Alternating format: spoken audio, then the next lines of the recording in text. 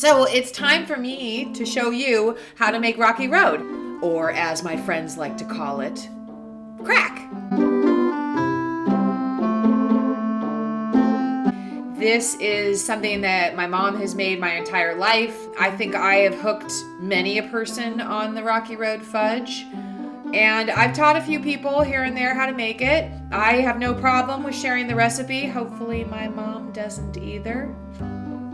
Because it's going to be too late. Here it comes. All right. So the first thing you need, well, you don't need, but the first thing I use is a double boiler. This little insert sits inside of a pot, that much water in it. And we turn it on high. Let that heat up. Put 1 bag of chocolate chips. I like to use the Kroger brand chocolate chips, semi-sweet chocolate. We pour it into the double boiler, make sure there's none left in there. Then we take 2 tablespoons of butter. We cut to 1, 2, we take that. Peel off the paper. And then we put the 2 tablespoons of butter in with the chocolate and we let that melt. Now, there are other ways to melt the chocolate. I'm sure this is how I do it. I've never tried to melt chocolate in a microwave. I know that people do that. I'm not judging, no judgment. Just telling you that don't ask me. This is how I do it. Okay, so that's melting down. Now what we do is, I didn't even give you an ingredients list. So, let me go over it real quick. You need 1 bag of semi-sweet chocolate chips.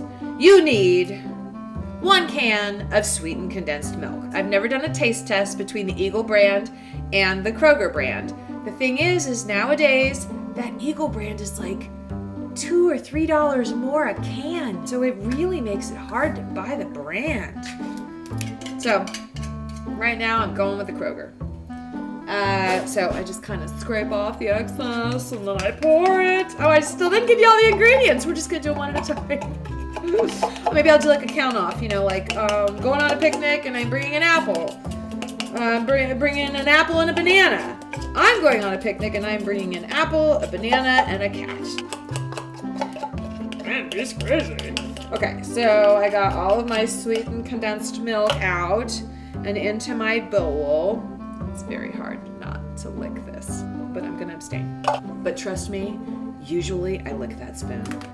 While this is finishing up melting, I'm going to prepare my pan with a little bit of wax paper. All I do is I put the wax paper in the square pan. We use a square pan. That's just what we use.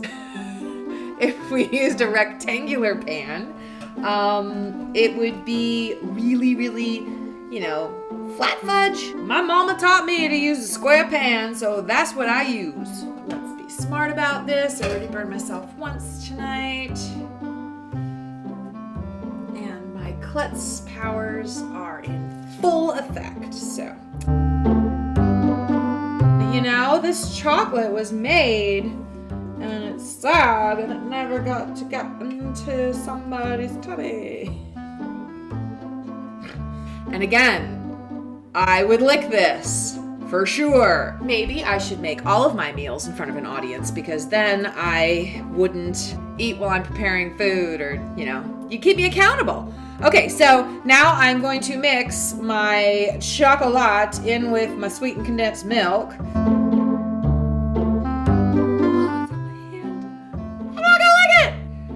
I'm making Rocky Road fudge and I'm using semi-sweet chocolate chips, butter, 2 tablespoons, a can of sweetened condensed milk, and dry roasted peanuts, salted. Don't make the mistake of buying dry roasted peanuts that aren't salted. Don't make the mistake of buying peanuts that aren't dry roasted. Whatever it is, salt, the dry roasted goodness that they put on the peanuts is necessary to make the lethal combination of sweet and salt that Rocky Road fudge is. So you're supposed to put in half of a jar. So here's my really super scientific way of measuring half of the jar. I put my finger and thumb around here and I'm like, oh, that looks like about half.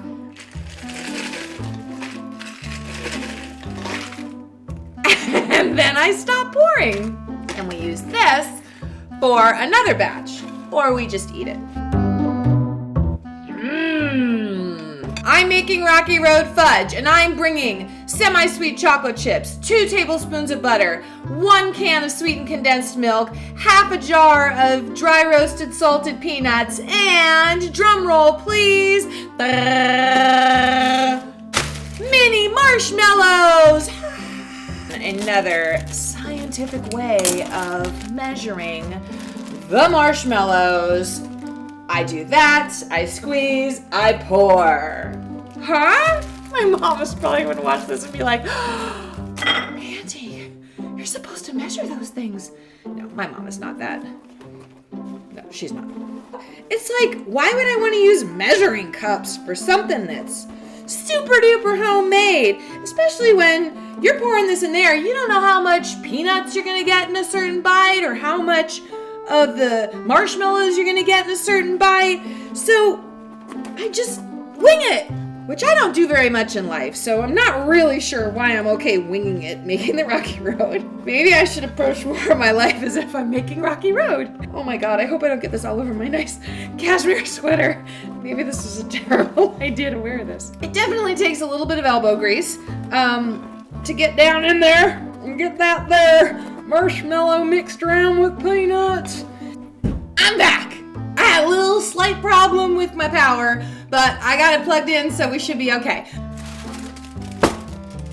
My pan with my wax paper in it. My bowl with my ingredients in it. We drop it in. Don't go too fast because you don't want to lose your wax paper. Kind of adjust a little. Go back in, get the rest of your goop.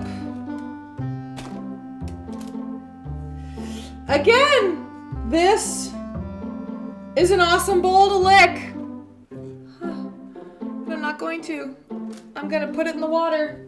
So we have our pan with that's lined with our wax paper, and we got our big mound of goodness in there, and I just move it over into the corners a little bit so that we get, when it's all hardened up, it'll be a nice big square, and we kind of make it so that it's a little uniform on top but not too uniform, because you still want it to be a little lumpy and bumpy, because that's what makes fudge so much fun. So that's it. Now you put it in the refrigerator for 8 hours, and then you take it out and you cut it up. Yeah. The 2 tips I will give you. I like Rocky Road when it's cold. When it gets melty, it's not really my thing. To me, being kind of like cold and you bite into it and it's got like a nice firmness to it is awesome. Lots of other people, though, they don't mind when it gets a little warm. So I always store mine in the refrigerator. I also have stored it in a Ziploc bag in the freezer. And then you have it to like put out whenever you have people over. And the really nice thing is, I got chocolate on my hand. Get on my sweater. Fudge, I did! Oh, man. What's nice about keeping it in the freezer, it's nice because then when you have people over, you can be like, oh, Lord, look what I have, some homemade fudge. I also make it for the holidays, and I'll give it to people. But again, my problem is that I like to give it to people cold. And so putting like notes on your food that says, make sure that you keep it in the refrigerator, it seemed like I was a little controlling. So I don't necessarily give this as a gift that often, and it's only because I don't want to seem like a controlling you-know-what. Because I'm not. I don't think so. All right, I'm gonna go put this in the refrigerator and attempt to get the chocolate off my sweater. I hope that if you wanted to learn how to make Rocky Road fudge, that I just taught you how to make Rocky Road fudge, and that you'll go try to make it on your own. Thank you for joining me. Mwah! Have a beautiful day.